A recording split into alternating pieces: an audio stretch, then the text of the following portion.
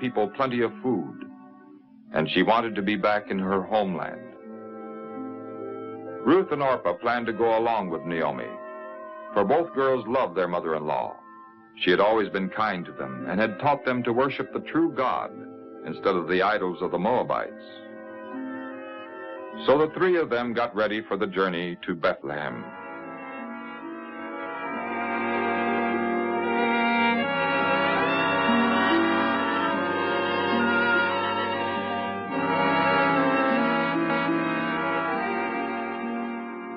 But before they had gone very far, Naomi came to a decision.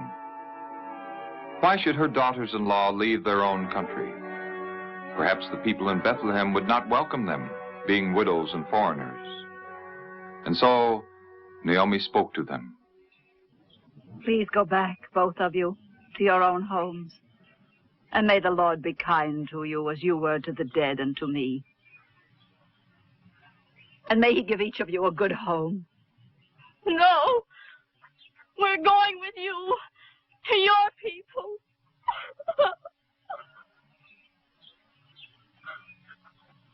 Go back, my daughters. Why should you go with me? Do I have any more sons who could marry you? And even if I should marry again and have sons, would you wait for them to grow up? No. No. I'm sorry that the Lord has sent me all this trouble.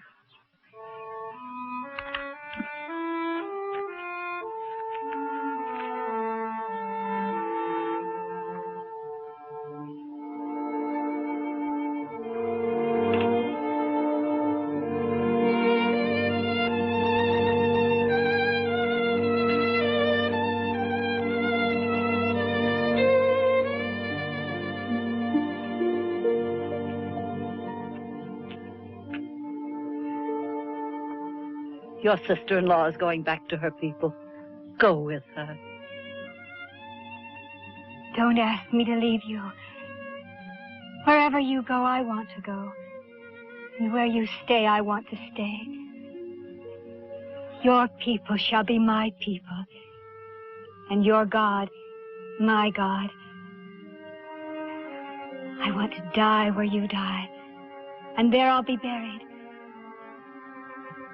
May the Lord punish me if I let anything but death come between us.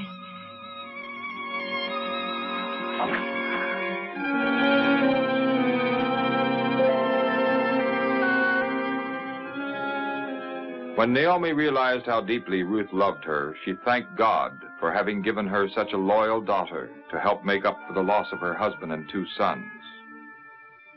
So Ruth and Naomi continued on their journey. When the women came to the land of Canaan, Naomi was glad to be back in her homeland again.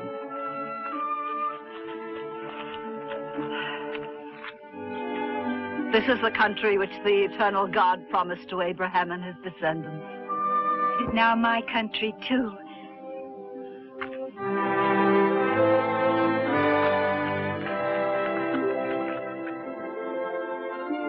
Naomi had changed in the 10 years she had been away from Bethlehem, but when she came to the well outside the village, some of her old friends recognized her and greeted her warmly.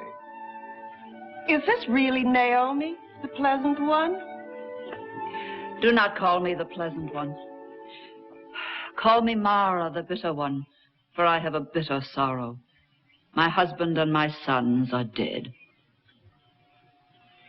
But Ruth, my son's wife, has chosen to come here with me, for she worships the God of Israel. Naomi's friends welcomed Ruth, somewhat coldly at first, but soon she would receive a special blessing from the Lord in this country of Judea.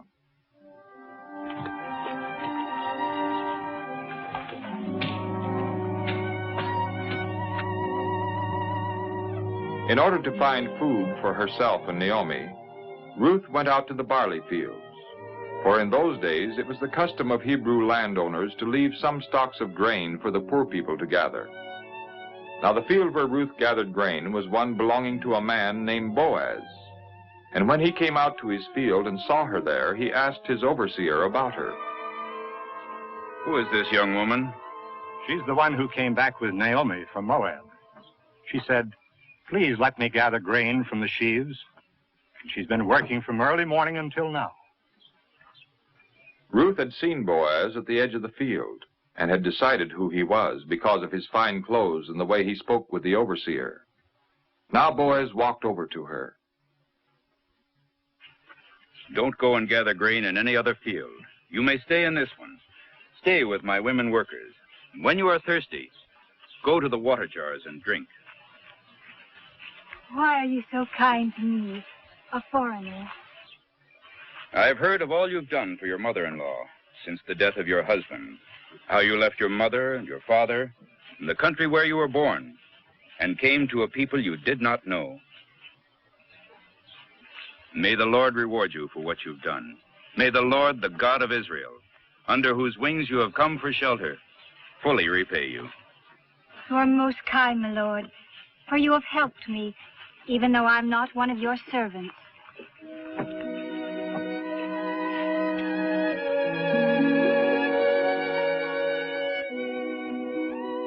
From the moment of her meeting with Boaz, Ruth was treated with great kindness. At noon, she was invited to sit with the workers and was given all the food she wanted. And Boaz even gave orders to his workers to pull out some stalks from the bundles so that there would be plenty of barley for Ruth to gather. By the end of the day, she had gathered almost a bushel of grain, enough food for many days. That evening, when Ruth came home, she told Naomi all that had happened, how the owner of the field had been kind to her. And when Naomi heard that it was Boaz, she was very pleased. Oh, may the Lord bless Boaz for his kindness. The man is a close relative who may help us. Oh, then he also said to me, "You may stay near my servants until they have harvested all my grain." It is well, my daughter. So Naomi encouraged Ruth to go to the fields belonging to Boaz.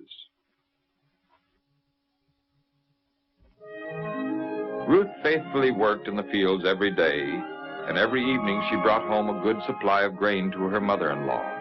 At the end of the harvest season, Naomi's thoughts turned to the future of her loyal, unselfish daughter-in-law. My daughter, should I not try to find a good home for you? Is not Boaz, with whose servants you have been working, a relative? Tonight he threshes barley on the threshing floor. Wash and anoint yourself and put on your best clothes and go down to the threshing floor and see Boaz. From the kindness that Boaz had shown to Ruth, Naomi knew that he respected and admired her. Now Naomi felt that the time had come for Ruth to tell him that he was a close relative. For according to the Hebrew law, the closest male relative was to take care of the widows.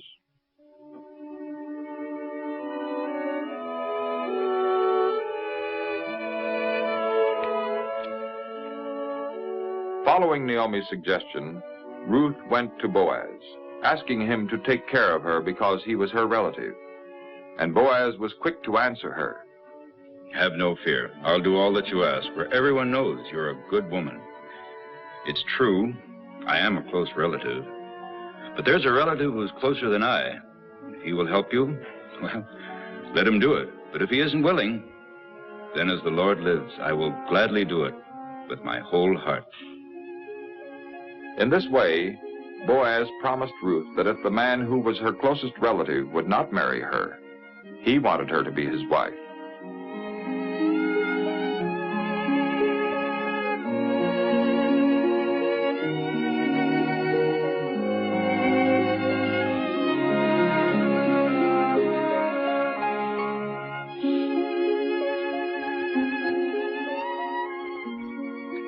Then Boaz gave Ruth a gift of grain for Naomi to show that he also intended to take care of her. And Ruth hurried home to tell Naomi all that Boaz had said. The next day, Boaz lost no time in meeting with Naomi's closer relative. And according to the custom of the day, he asked 10 elders of the city to be present at their meeting. Naomi has come back from Moab and is selling the land that belonged to our relative, Elimelech.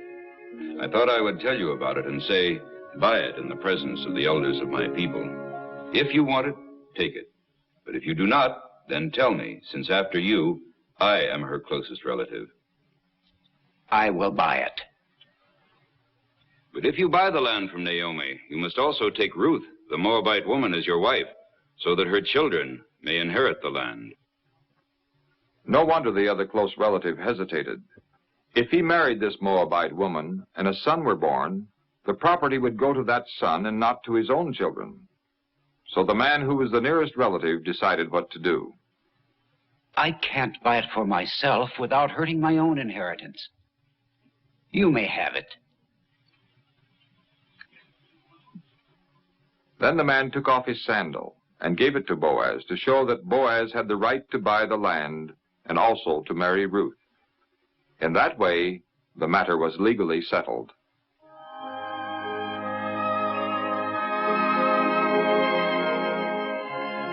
So Boaz married Ruth and also took Naomi into his home. In the course of time, a son was born to Ruth and Boaz, and it was Naomi's privilege and joy to help take care of the child. Now God has given me another son. Blessed be the Lord, who has not left you without a son. May his name be famous in Israel. He will renew your life and bring you happiness in your old age. For he is the child of your daughter-in-law who loves you, who is better to you than 7 sons. Ruth had indeed been as much of a help and comfort to Naomi as many sons would have been. And Ruth was richly rewarded, also in a spiritual way that only the future would reveal. For the child in her arms, named Obed, would one day have a son of his own, named Jesse, who would be the father of the great King David, the ancestor of the Messiah.